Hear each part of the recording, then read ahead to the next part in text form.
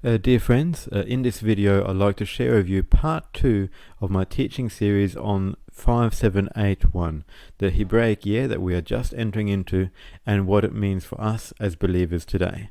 My name is Enoch Lavender and I'm a pastor who's been studying the Hebrew roots of our faith for a number of years. So in the first video I shared on this topic, we covered that we are in the 5780s. And so in Hebrew, every letter has a numerical value and also a meaning.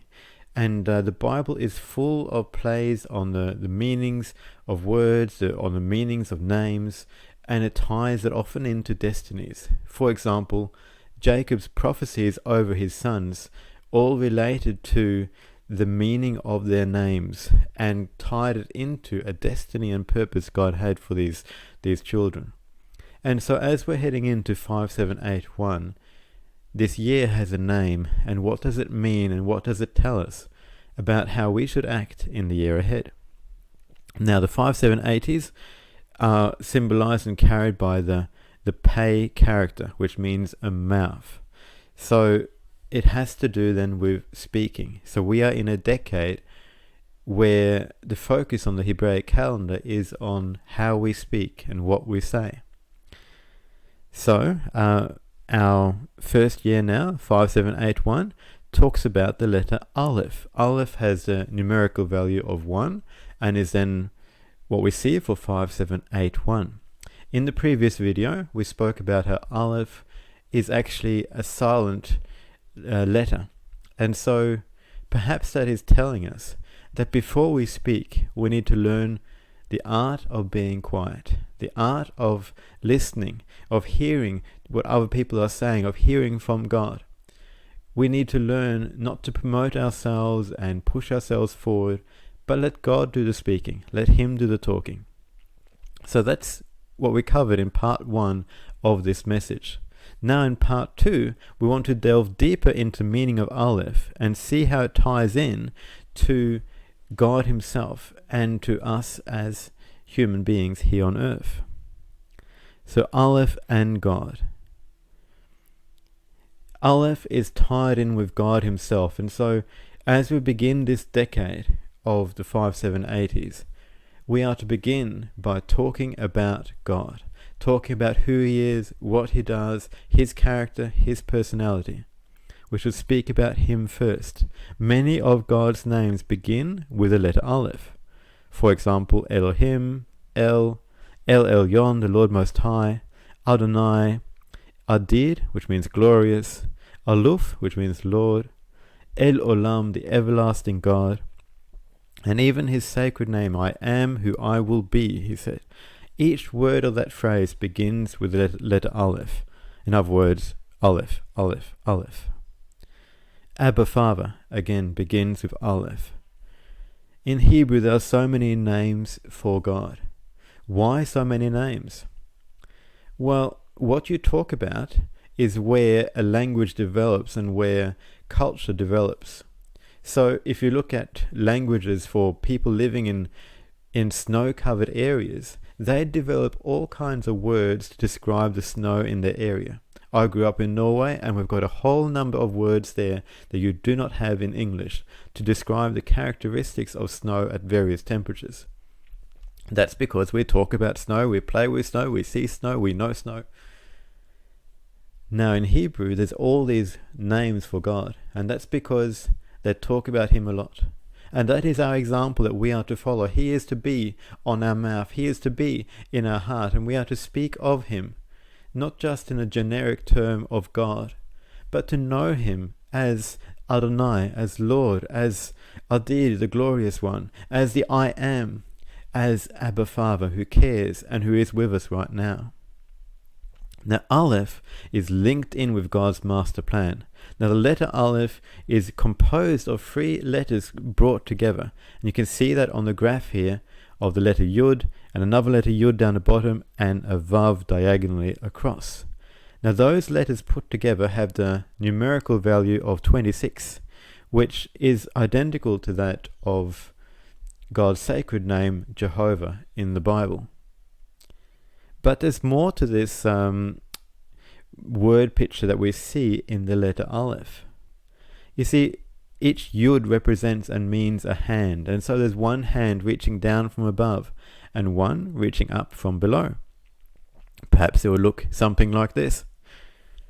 And how are those two hands connected? They are connected through the vav, and the meaning of vav is a nail which joins the two together. And so this is a beautiful picture, ultimately, of our Messiah. And interestingly enough, vav also means a human being. And so our Messiah was human, and he is the mediator between God and man. And so Aleph itself talks about God's plan for salvation. It's a picture that, first and foremost, we should speak about how God wants to reconcile man to himself. We live in a world that is mostly post-Christian, where people think they know the gospel, but so many do not know of the plan of salvation, of the way that God has made for us to be reconciled with him. And this is a time, this is an age for us no longer to be ashamed, but to speak of who he is and what he does and how he wants to meet mankind. Many of us have been cautious in what we share, cautious in what we do. But God has anointed and called us to be his messengers, to speak his word, and to share what we have been given about the connection that mankind can receive with God through Jesus, the Messiah. So let's make him and what he has done and his salvation plan part of our speech in this year. What are we talking about? In the year of Aleph, let's go back to basics. Let's start talking about God. Luke 6, out of the abundance of the heart, the mouth speaks. In other words, what is in our heart, we speak. Let us speak about him. So many of us have our hearts and our minds filled with the things happening in this world, full of the latest politics and the latest crisis going on. And so when we begin to talk, that's what comes out. And even the anxiety and the fear and the concern about things. And that's what the world does. But we are to be different. Our hearts, our minds are to be filled with the glory and the wonder of God. Having seen him, having experienced him, not just in the past, but also today, gives a freshness and an excitement. You know, last year, my wife became pregnant with twins. And we were so excited and we just had to share it. And that's what it's like as we have a fresh encounter with God. As we meet him in a new way, it is hard to contain it. It just comes out. What is in our heart comes out. So let us in this year fill our hearts with him and seek him for that fresh revelation, fresh encounter, that we will speak about him with joy and excitement. Deuteronomy 6 says that these words that I command you shall be in your heart. And that's where it starts, his word in our heart. And then we shall teach them diligently. The word to teach in Hebrew is Aleph, and it relates to, again, the letter Aleph. And so our teaching begins with encountering the one and only God and having his word in our heart. And from there we can teach, and we start by teaching our children. Our homes is our primary responsibility. That's the starting place of ministry. That's the starting place where God has sent us and anointed us. So let us begin to teach our children the ways of God. Not to leave it to Sunday school and to famous preachers and teachers. You and I have a responsibility to teach our children. And having done that, we are to talk of God's word and talk of God when we sit in the house, when we walk by the way, when we lie down, and when we rise up. Now we're going to talk about Aleph and mankind. Having spoken about how it links in with God himself, we're now going to talk about how it links in with humanity. You see, the word for humanity in Hebrew is Adam. And again, it begins with the letter Aleph. In other words, it is saying that we bear the image of God. Now, many people will say they have no problem loving God. It's just his children that are a lot harder to get along with. But if we can't stand the person standing in front of us and love them, how can we say that we love God, who we haven't encountered in that same way? You know, we are here on earth to learn to love people who are different, to learn to respect them for who they are, and to speak love and courage to them.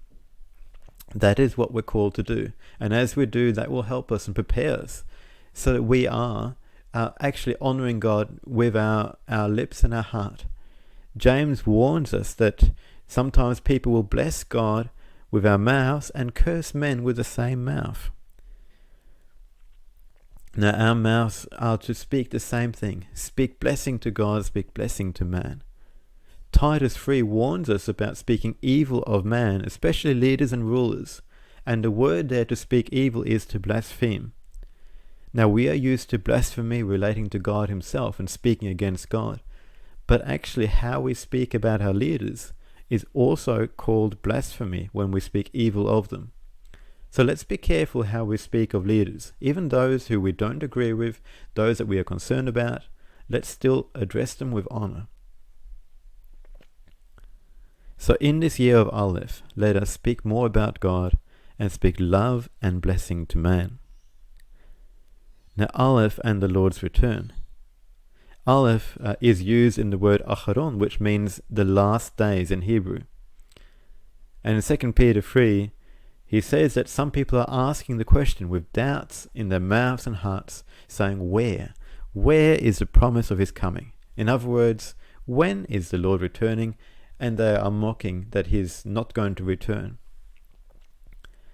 But Peter goes on to say in 2 Peter 3:8, Beloved, do not forget this one thing, that with the Lord 1 day is as 1,000 years, 1,000 years as 1 day, and the Lord is not slack concerning his promise.